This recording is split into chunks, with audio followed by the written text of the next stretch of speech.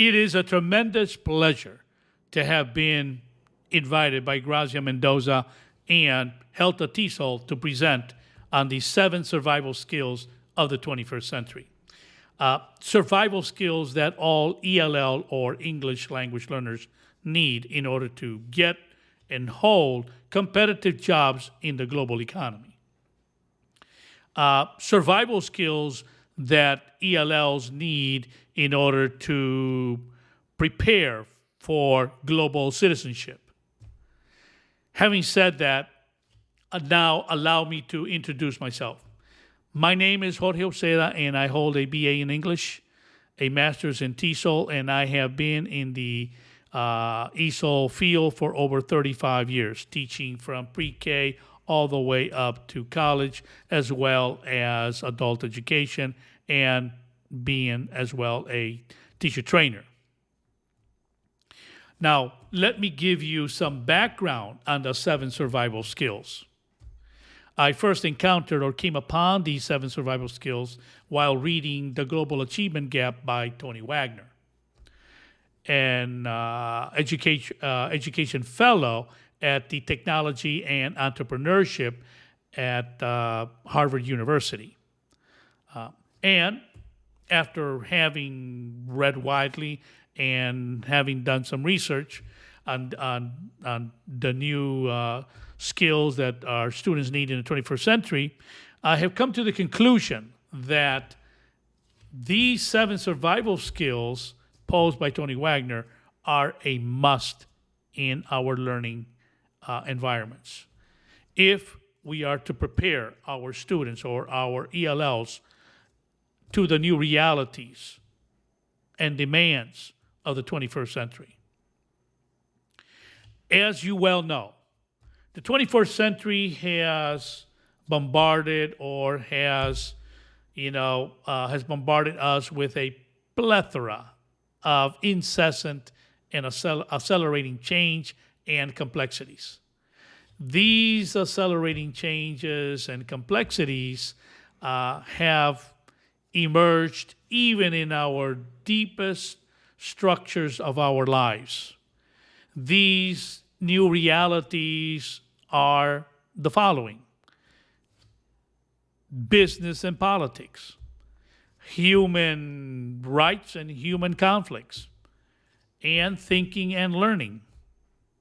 And on these last 2, we need to kind of sit back as educators and kind of reevaluate, kind of rethink, and ask ourselves whether the basic skills of reading and writing and arithmetic, or the 3 R's as they are commonly called, enough to prepare our students for the new realities and demands of the 21st century. Are they enough? Now, let us now go to our essential question. And the essential question is the following one. Okay, give me a second here and I will pose it for you. What skills should we be teaching students to meet the realities and demands of the 21st century, and why? Now, the why I'm not going to answer in this video. However, I will present to you the what. Okay, the why will be presented in the subsequent videos that come along. Okay, but we need to ask ourselves, what other skills besides the 3 R's of reading, writing, and arithmetic should we be teaching to meet the demands and the realities of the 21st century? The next question is, are we teaching these new skills? Have we moved from the 20th century teaching to the 21st century teaching? Are we up to par with our teaching? Or are we still teaching as a 20th century educator? So we need to pose these questions, because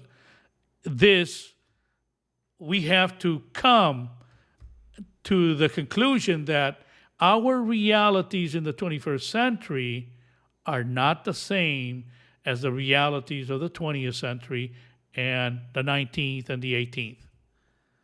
We have to make new conclusions. And we must make changes to the skills that our students need in order for them to conform to the 21st century. Okay, so now, let me now present to you the what.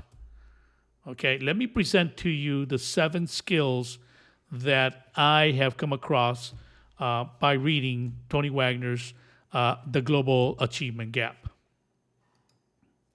Here they are. Okay, skill number 1, critical thinking and problem solving.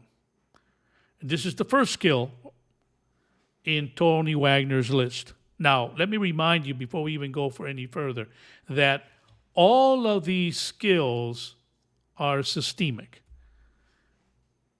They are, as to say, a solar system. Each skill supports the other skill. All the skills. You cannot teach the skills individually. You have to teach them if you're going to teach them, if you're going to adopt them and use them in your classroom. It is a systemic way of teaching these skills. You cannot teach them individually. So, going back to number 1, critical thinking and problem solving. Are we teaching this skill? And then we need to ask ourselves, how are we teaching it? How do I know that my students are critical thinkers and that they are solving problems? Okay. And what evidence do I have to show, to prove that my students are solving problems and being critical thinkers? Okay. The next skill is collaboration across networks or across teams and leading by influence. Are our students collaborating? Are they working in groups or are they collaborating? Collaboration is team work. Working in groups is the different ball game. You can group people, but it doesn't mean that they are collaborating. It just means they are bunched up in a group, but it doesn't mean that they are collaborating. So, are our students being taught to collaborate and work in teams and work across teams or across networks? And are they leading by influence? Are all of them having the ability to lead? Okay, the next skill is agility and adaptability. How well versed are our students in adapting to working with different individuals who come from different backgrounds? How good are they? How good or agile are they at forming teams to solve problems and not just teaming up with their friends? Because that's not adapting. That's, grouping themselves up with individuals they already know. So the question is, are they adaptable? Can they change and work with individuals that they have no idea who they are? Okay. The next skill is initiative and entrepreneurialism. How entrepreneurial are our students? How much initiative do they take? Are they being exposed? Are they being taught to take initiative? Are they being entrepreneurial? Do they take their learning in their own hands, or are they still being led by the teacher? Okay. The next skill that Tony Wagner talks about is effective oral and written communication. Okay. So our students, how well are they presenting themselves? How well are they writing? How well are they orally presenting themselves? Do they have these skills? Okay, and what evidence is there to present that our students are being taught these skills? Okay. The next skill is accessing and analyzing information. Are our students able to look at information, especially on the internet? Okay, and then they say, well, this information is reliable, this information is not reliable, this one is so-so. Are they able to verify their sources? How do we know that our students are being critical in which sources to rely on and which sources not to rely on? Especially now that we are inundated with so much extraneous information.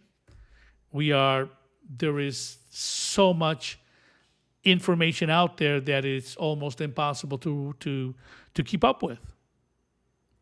But our students need to be able to take the information and be able to analyze it, assess it, analyze it, and then come to conclusions.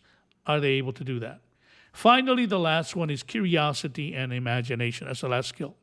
Okay, how curious are our students? How do I know that my students are curious? How do I know that they're using their imagination? How can I take them from curiosity to imagination? These are questions that we need to ask ourselves in order for our students to meet the realities and the demands of the 21st century. Now, these skills that Tony Wagner found, he didn't just find them in his head. No, he did a lot of research. He researched CEOs from different backgrounds. He went from the military complex. He researched the military complex to the food industry, from the food industry to the clothing and apparel industry, from the clothing and apparel industry to the service industry. So he interviewed leaders, CEOs, leadership groups from all types of industries, and the conclusions were these 7 survival skills that he was able to identify as factors or skills that these leaders are looking for in their employees. And so the question is, now, are we teaching these skills? Now we know the what. And now the question is, are we teaching it? Okay, and why should we teach them? Should we teach them? And if we don't know how, then we need to learn how do we teach them. Okay, so in the subsequent videos that you will be receiving, I will address the why. Why these 7 survival skills are critical to our English language learners in order to be able to deal with the realities and demands of the 21st century. Okay, so I think that's about it. I want to thank you I hope you made it all the way to the end of the video. I hope you've learned something. I hope you can take something away from this. And I truly hope that you will see the next video. The next video in line will be the one on the critical thinking and problem solving. So, subscribe to the Helta TESOL website, YouTube, in order for you to get the notification. Okay, so thank you very much. I hope you enjoyed this video. I hope it made you kind of think about these survival skills.